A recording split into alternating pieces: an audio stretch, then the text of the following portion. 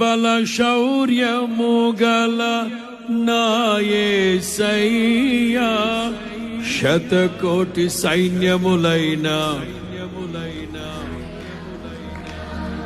బల శౌర్యము గల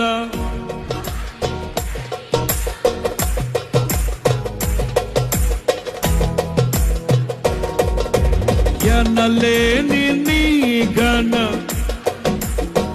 అద్భుతం స్తుతించుచు నిన్ను నే, ఎనలేని నీ ఘన కార్యములు తలచి స్తుతించుచు నిన్ను నే.